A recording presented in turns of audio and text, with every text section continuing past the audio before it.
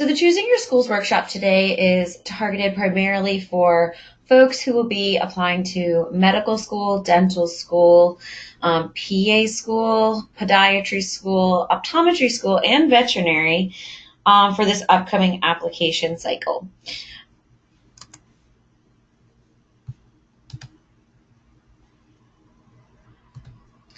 So first and foremost, it's very hard to talk about choosing schools that you want to apply to without talking about things like GPA and entrance exam scores.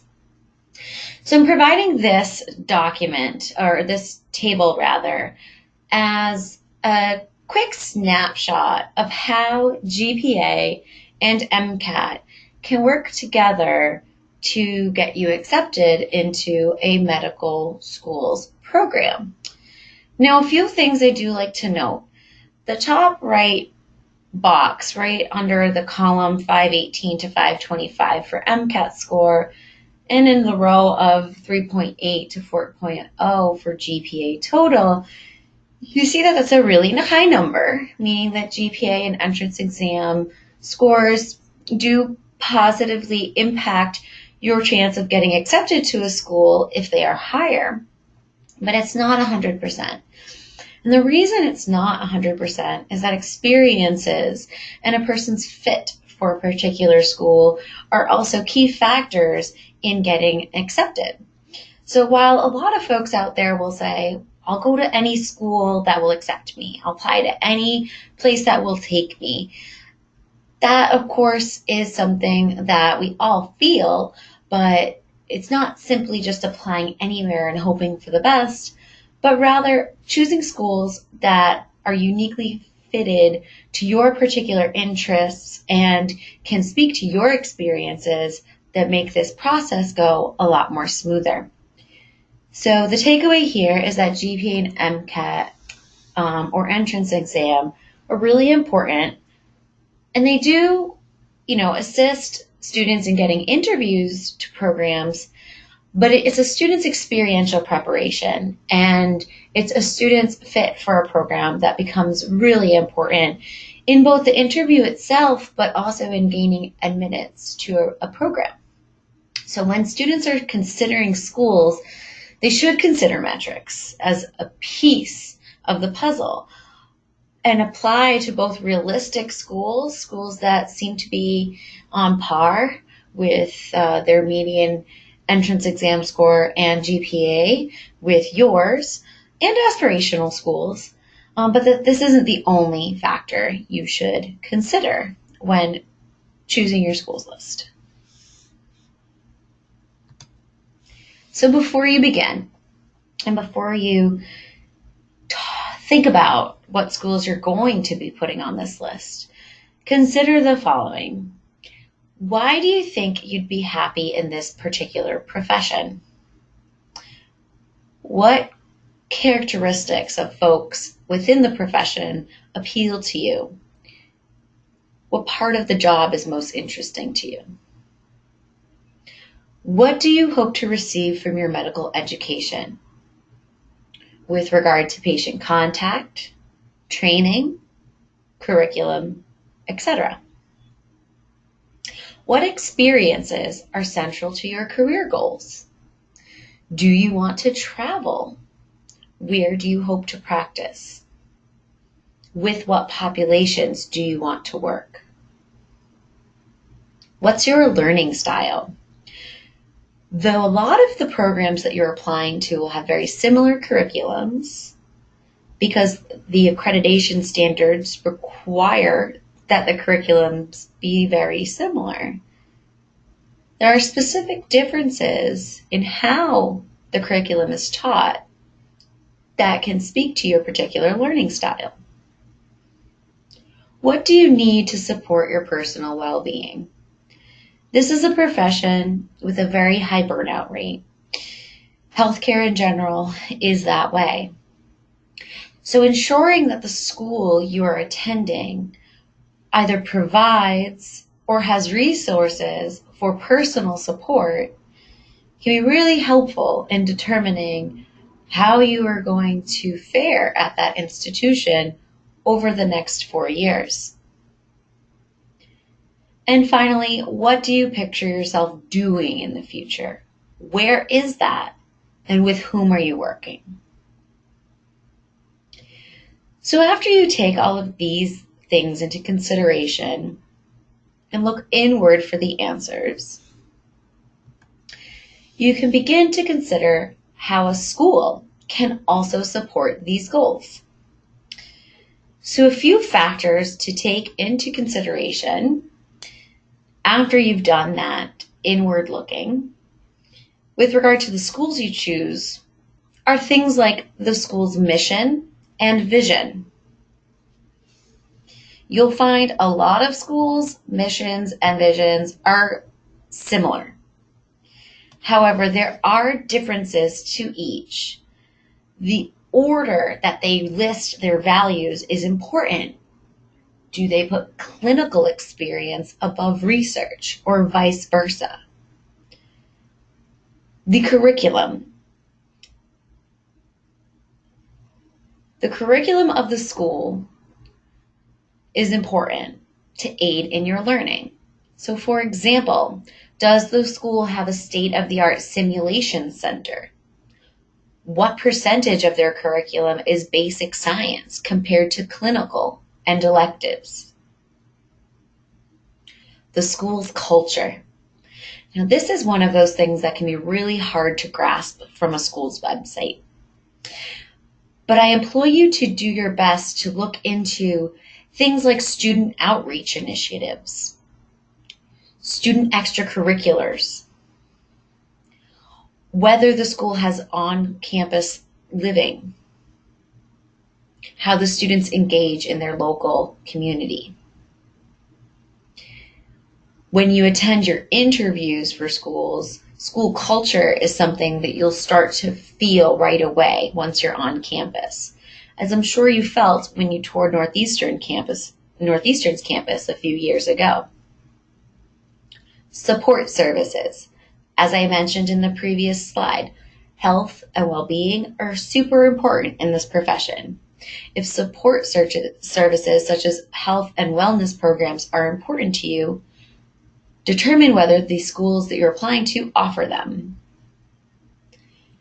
Extracurriculars. This could be athletics. It could be community service. It's, again, the way that the students engage outside of the classroom. A really important one for a lot of students is cost and finances. So take a look at the school's tuition and their average indebtedness. Affiliated hospitals and where those hospitals are located. You might find that some schools have a lot of affiliated hospitals, like Harvard Medical School, for example. Those affiliated hospitals are all really close to one another. It makes it really easy for students to do things like their clerkship year. Tufts Medical School, on the other hand, also has a lot of affiliated hospitals, but they're located in a large geographic location and spread outside of Boston sometimes. They do include a lot more community hospitals. So consider this when making your choice and consider the type of hospital you'd like to get this experience in. Elective opportunities. Outside of the general curriculum, many schools do have opportunities for elective coursework that you might consider if you have a particular academic interest outside of the basic sciences. Where the students at that school are placing for their residencies. All schools are required to list their residency match list. So you can Google that and find out a little bit more about what residencies students are placing into, where those are, and how many students are represented in each discipline. Research opportunities might be something that's really important to you. Again, when you're looking at something like the mission statement, if research is listed first and foremost, you can assume that research is a really important factor in this school's development, and that students applying to the school should have a strong research background. Not all students need to do a dual degree to engage in research in medical school or in dental school. Some schools have this built into their curriculum. Duke University, for example. So if this is important to you, this is something you should look at when choosing your schools. How soon do you receive patient contact? For some schools, it's as soon as the first week. Special programs and tracks within your health professions education that go, again, outside the traditional curriculum. Geographic location. It is important to know whether you would be more comfortable in a rural setting versus an urban setting. The size of the school you prefer. What part of the country you feel most comfortable in and where you may want to practice. But that being said, geography should not limit your school's list. Look at all factors together and not one in isolation when creating your school's list. The school's academic profile and their record. And part of this can be things like their graduation rate, their residency match rate. If you go down a couple of bullet points, their step 1 scores for your boards. And how much time and effort the school puts into ensuring that students are prepared for step 1. Jumping back up, what are the school's secondary application questions? The secondary application questions typically are the point in time where the schools can finally ask you something specific that's important to them. They wouldn't ask the question unless it was important for them to know it. And this is the part of the application that's individualized. If you visit prospectivedoctor.com, you can start to take a look at the secondary essay prompts from previous years. Does the school have branch campuses where you might be able to do your clerkship year? So the opportunity to travel to different hospitals, to different satellite campuses in other parts of the country.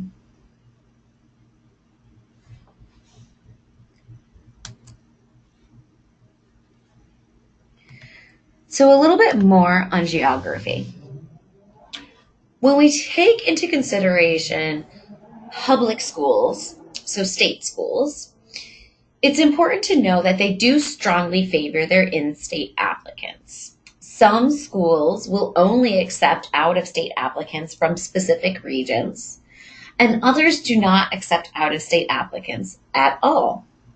So when choosing your schools, you want to keep this in mind when looking at public institutions where you are not an in-state applicant. A few examples. The University of Washington does accept out-of-state applicants, but typically if they're from the WWAMI states, Washington, Wyoming, Alaska, Montana, and Idaho. If you are not within that region and you are an out-of-region applicant, those folks will undergo additional screening processes and will only be considered for admission to the MD program if they have an exceptional record of service or come from a disadvantaged background. So this is one of the public institutions that has limited seats or additional screening for out-of-state applicants. University of Massachusetts is one where there's no specific restrictions for folks or consideration for folks who are out of state. The way UWash has it listed, but you can see that there still is a really strong preference for their in-state applicants versus out-of-state. Just looking at the number of verified applications versus the number of students who matriculated and the percentage of each of those categories. Another example is East Carolina University that does not accept any out-of-state applicants. So things to consider when creating your schools list. Geography continued again. And this is tragic, I know, but unfortunately admissions committees do not care that you would prefer to attend medical school somewhere that is warm and sunny all year.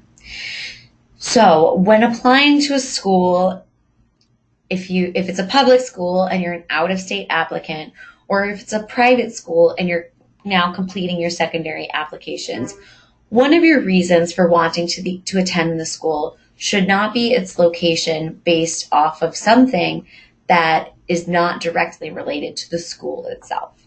So location based on things like population served, affiliated hospitals, community clinics that you wish to become part of, that might make geography an important factor in your selection. But climate and the social component of being in a particular part of the country should not be something that you mention in an interview necessarily, or something that you put on a secondary application as to why you want to go to that school. So where do you begin your search? For folks applying to MD programs, we reference the MSAR quite often. It's the AAMC's Medical School Admissions Requirements website. It's $28 for a year-long subscription. For dental medicine, the ADEA has a great resource called the Dental School Explorer, which is available by app, online, or in a print format for $25. Folks applying to DO programs can search the U.S. College of Osteopathic Medicine website, and this is free, as are the resources for podiatry, physician assistant, and veterinary medicine. Now, for anyone who is listening who is a pre-PA student, remember, choosing your schools should begin as soon as you identify yourself on a pre-PA track, as the course requirements that are listed for each program will vary greatly from school to school. So if you've not done so yet as a pre-PA student, start to consider your schools list as soon as possible. Okay, so now here's the fun part. We'll get to look at a few different schools, missions, and some other selection factors together to see the differences between them and how this may contribute to choosing your schools. I'll start with Loma Linda. Loma Linda is a medical school in the southern part of California. Oops. It's one of those that might easily attract folks interested in living in that part of the country. But let's read a little bit more about the school.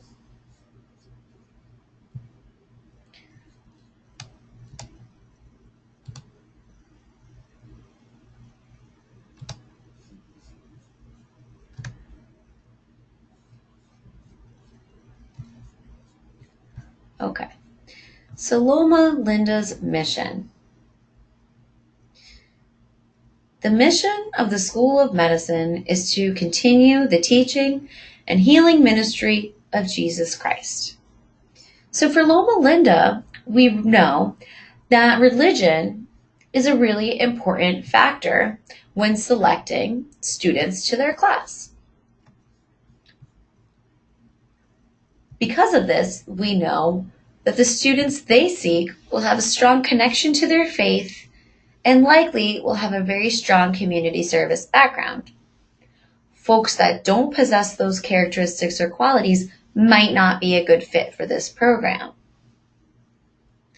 Next, let's take a look at Howard.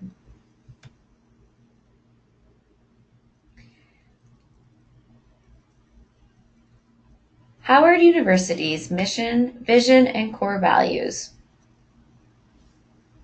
Howard University College of Medicine provides students of high academic potential with a medical education of exceptional quality and prepares physicians and other healthcare professionals to serve the underserved. Particular focus is on the education of disadvantaged students for careers in medicine. So reading this, we know that Howard is looking for students who may be underrepresented minorities in medicine and who have a strong connection to serving the underserved populations of their community. If this doesn't sound like you, Howard may not be a good choice of schools to add to your list. However, if it does, and it sounds just like you, then it's a good list of schools to have on your list. The same is true when you're looking at any of these other universities. So you could take a look at the 6 we have here or do some searching on your own to help you make that decision.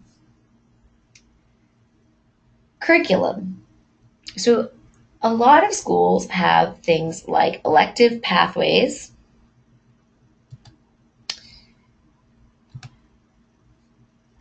or specific areas of concentration. So we can take a look at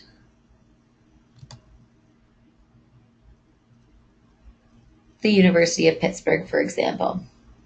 Their areas of concentration include things like disabilities medicine, geriatric medicine, neuroscience, public health, women's health, and so on.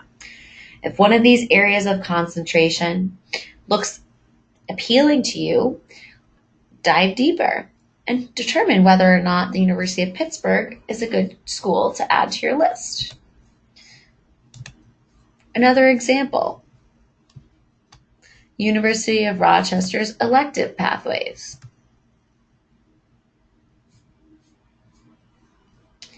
Their elective pathways are in different areas of concentration, such as deaf health pathway, Latino health pathway, or medical education pathway.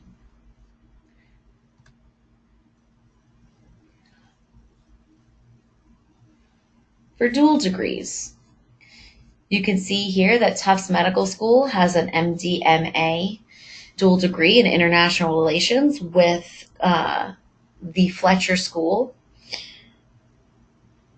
Johns Hopkins, MD-PhD, University of Miami, MD-MPH, and an MS in genomic medicine. So if a dual degree is something you're seeking, if you're using the MSAR, you can actually search and filter by dual degree. But certainly doing your own searches of the school's websites as well.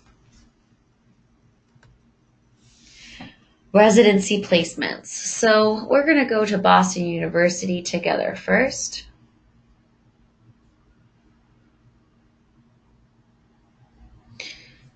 And take a look at the listed numbers in each specialty. Now this will give us an idea of the number of students who match to the particular specialties listed under program name on the left.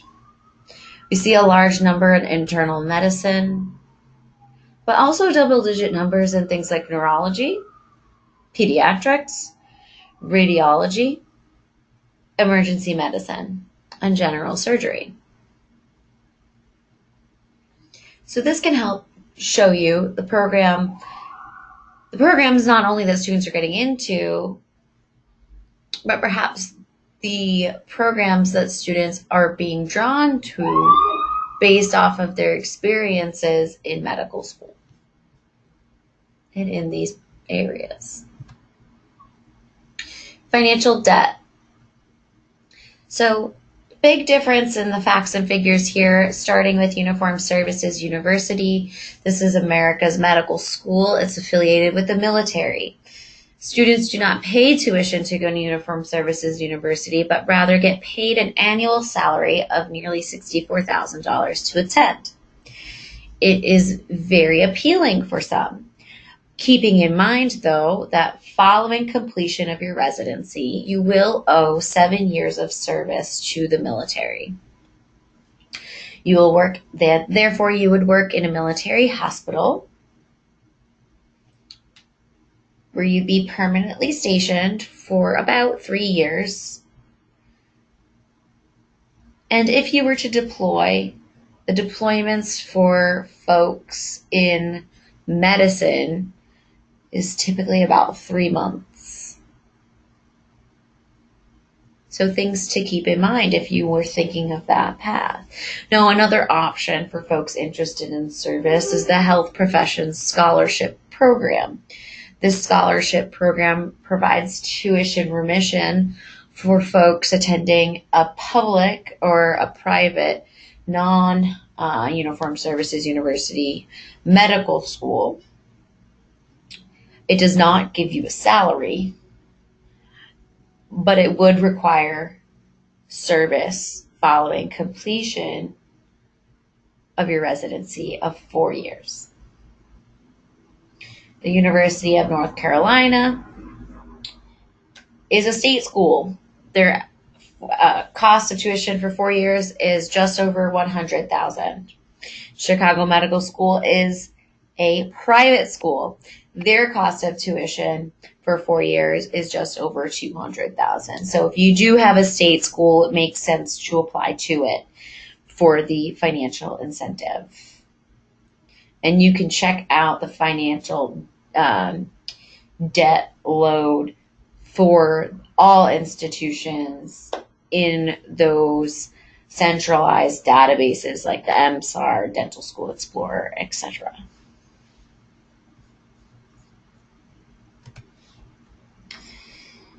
Moving forward, special programs, things like free clinics that are student run. There's something like that at Tufts University. They also have a Maine track, and that's where students do some of their clinical training in Maine in preparation for working in rural areas for their career. Drexel has a long history of commitment to women's health, given that one of its founding institutions was the first women's medical college. Affiliated hospitals, again, we can talk about Harvard, that has a lot in the Boston area, Des Moines, which has more of a community hospital that's affiliated with, and where most of their care takes place.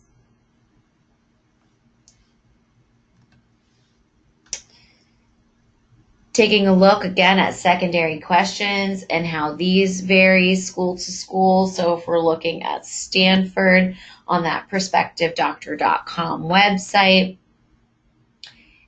one of their secondary questions asks about, let me scroll down here.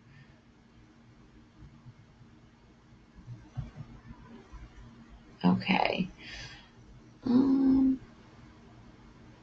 How will Stanford's curriculum, and specifically the requirement for a scholarly concentration, help your personal career goals? So this gives insight into what's important to Stanford, but also a little bit about their curriculum that you might not have known prior. So it can give good information to students as they consider the schools that they're choosing.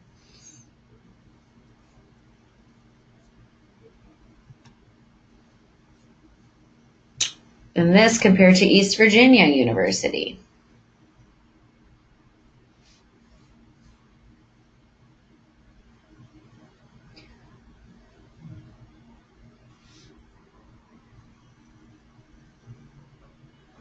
So here we see a question. Please describe yourself and your medical career as you see it 10 years from now. So here the schools are trying to gauge what type of physician students see themselves being.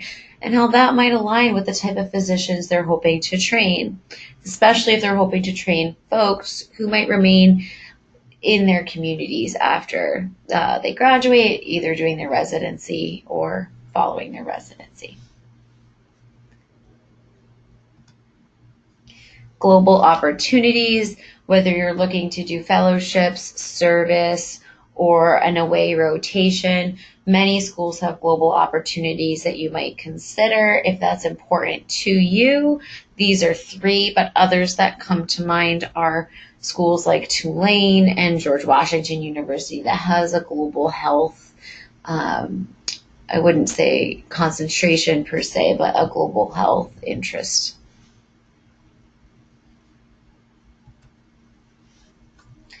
Research opportunities. Stanford with a dedicated research page, and it listed directly on their homepage, meaning it's extremely important to them. And UMass, that has more of a clinical and translational research focus, and it helps to serve their community as well, and community-based hospital that is affiliated with them. When students are getting their first patient contract at Hofstra, they own their own ambulance service, so you get EMT training in the first week, meaning that patient contact is very early. At Duke, your clinical rotations will begin in your second year because their first year of didactic is compressed or their first 2 years of didactic on the traditional curriculum is compressed to 1 for Duke University. So finally, we've considered all of the factors that might aid you in choosing schools where you will apply, and explored some of those options based off of the previous slides. So now your homework will be to put together a spreadsheet of your own schools, including information on why you're interested in this particular school, their admissions data, and selection factors. And this is something that you'll refer back to when you choose schools to apply to, also when you fill out your secondary applications, and when you prepare for your interviews. Later, as you go on medical school interviews and hopefully receive multiple acceptances, you will refer back to this spreadsheet to think back to your impressions of the school when you visited, to the factors and data and information that led you to choose the school in the first place, and hopefully you'll be able to easily make your decision of where to attend the next 4 years after you've gone through this application cycle. Thank you all for attending today's workshop. If you have questions, please feel free to stay on the line.